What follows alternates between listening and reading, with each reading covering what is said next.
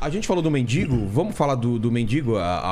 Tipo, ele falou a verdade, a mulher falou a verdade. Legal, cara, legal. Você fez algum vídeo, você tem alguma coisa? Fica aí, Você Violene, quer faz falar, pergunta Jorge? também. Tá. O que acontece ali? A primeira coisa que eu percebi na narrativa dele, principalmente a narrativa... Qual é o nome dele? A gente fala Givaldo. Givaldo. Você percebe que ele não como é que eu posso dizer sem ofender ali o Givaldo, de repente? Mas ele não é uma pessoa totalmente sã. Ele também? Ele tem algum tipo de transtorno ali. Porque você percebe que ele tem um descolamento da realidade. Aquele jeito dele falar é uma proteção dele. Muitas pessoas acharam ele extremamente culto, mas ele usava palavras completamente fora do contexto. Desconexas. Tipo assim, eram palavras difíceis, mas que não significavam exatamente aquilo que ele queria. Então você vê que era uma pessoa que não buscando uma narrativa normal. Ele toma conta, na minha opinião, obviamente, eu não estou fechando o quadro, mas ele tem um viés narcisista, onde ele é o autor, onde ele é o macho alfa. Tanto é que naquela entrevista ele já começa dando o teste e eu percebi que ele fez esse teste também com a moça. Qual foi o teste dele? Olha, é o seguinte, as geleiras, a guerra, o Micron, mas vamos fazer um minuto de silêncio. Então ele faz testes de dominação. A todo momento ele faz testes de dominação. Isso é muito característica do narcisista. E ele pode ter usado isso com a mulher lá. Tanto é que ele foi numa escala, né? Ele falou assim, me dá a Bíblia. E isso é muito inerente a quem tem traços, porque o cluster B, que é o borderline, o bipolar, o transtorno antissocial, que é o psicopata, e o narcisista, então eles estão ali, são primos, né? E um às vezes se confunde com o outro. Eles fazem muito teste de persuasão e de manipulação, porque esse é o tesão do narcisista, esse é o tesão do psicopata. Você vê que ele mesmo relata que o quê? Você me dá a Bíblia? Ela deu a Bíblia. Você me dá um abraço? Ela deu um abraço. Você me dá um beijo? E isso é uma inteligência emocional muito grande. Então ele faz testes. Você vê que ele começa com a narrativa dele, um minuto de silêncio, e ele ainda falou, marca aí. Ele chegou pro repórter e falou, marca aí. E a narrativa dele é uma narrativa muito rebuscada.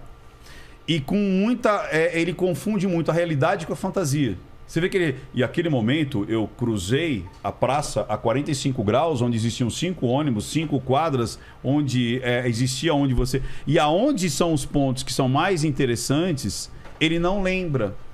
Que nem o ponto que você percebeu que ela estava fora, né, que existia uma situação estranha dela dar a Bíblia dela e depois se abraçar e você ficou excitado. Dizem que supostamente ele botou lá o pinto pra fora, né, tipo Paquito, né, sentiu uma roçadinha e já...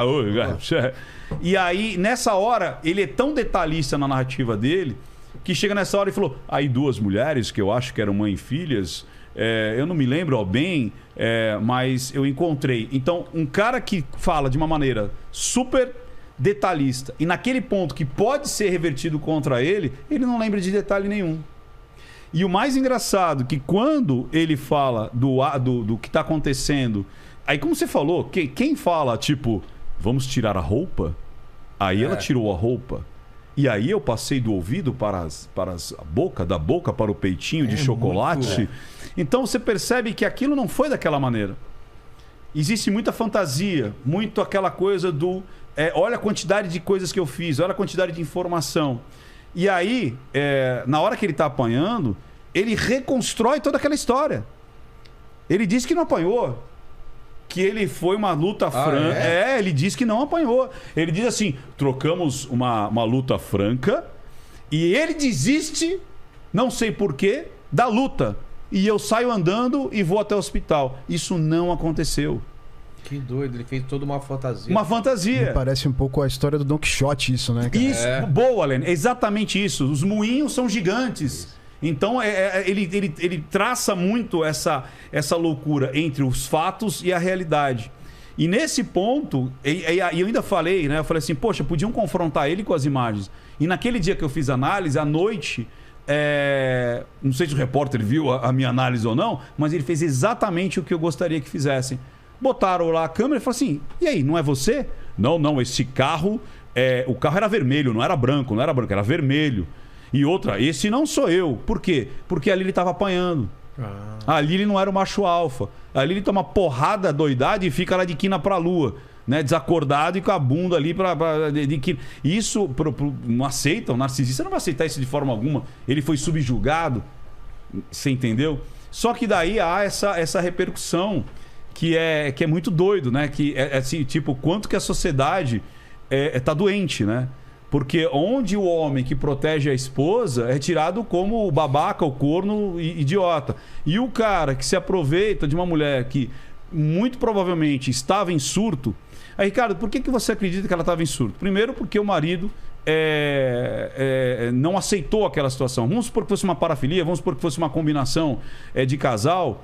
Ele não teria aquela... O que é parafilia? Parafilia é quando você tem uma atração de satisfação sexual não aceita naquela sociedade. Então, por exemplo, eu tenho tesão por crianças, parafilia. Eu tenho tesão por animais, defunto, parafilia. Entendi. Você entendeu? É tudo aquilo que não é convencional para aquela sociedade. Tenho tesão com as costas da mão das pessoas. Quando jogam fliperama. Parafilia. Você entendeu? Então são que não é convencional, né? Ficar se esfregando no manequim. Parafilia. Exato. Entendeu? Sexo com vegetais. Tem gente que tem tesão só com sexo com brócolis. Exato. Enfia o brócolis, transa com mamão. É muito louco. É sério isso aí. Eu sei. E aí... O que acontece? Vamos lá, vamos fazer uma enquete com o pessoal de casa e aqui. Não, como você falou, vamos supor que... Vilela, se você fosse trair a sua esposa, beleza? Aí você só tem um único carro em casa. Tá. Você usa o carro. Sim. Sua esposa usa o carro, beleza? Claro. Aí você tem um encontro com a sua esposa às 6h30, 7 horas da noite. Você sai às 4 para transar com alguém, fica 4 horas transando dentro do carro e esquece da vida? Não. Você tá entendendo? Porque foi isso que aconteceu? Foi isso que aconteceu. Ela saiu com ela o carro, sai, era era o único carro. O único carro, fica das 5 às 11 transando dentro do carro e volta para casa sem banho, sem nada. Tipo, sem despistar e tudo mais. Não tem sentido lógico, mesmo se fosse uma vontade, um matar, uma parafilia. Não tem sentido lógico. Por isso que a linguagem silenciosa, ela não é, de novo, só uma expressão. É a narrativa, é o contexto, é o rito da mensagem. Provavelmente foi um surto, então, mesmo. Muito provavelmente, sim. E ele tem também o probleminha dele. E hoje ele é um idiota útil. Porque a galera tá utilizando dele, tá utilizando... Você viu aquela menina que foi lá, deu um beijo nele? A influencer lá. E agora ela foi verificada. Olha que interessante. Olha, ou seja, ela foi atrás dele, pede o beijo, aí aparece fulana de tal, beija mendigo, agora ela pediu a verificação. Olha lá, eu fiquei famosa, as pessoas já me reconhecem pelo nome. Então, que doideira, a gente fala cara. que a sociedade ela tá vivendo um momento, isso não só Brasil, mas mundo, é um momento patológico, cara. É muito doido isso. Você entendeu? É muito doido. É muito doido. O Paquito quer falar alguma coisa? A gente tá precisando verificar nossos perfis. Vocês têm contato do mendigo? Boa, Paquito! Olha, tá engraçadão, hein? Tá cara? engraçadão. Engraçadão. Tá espertinho,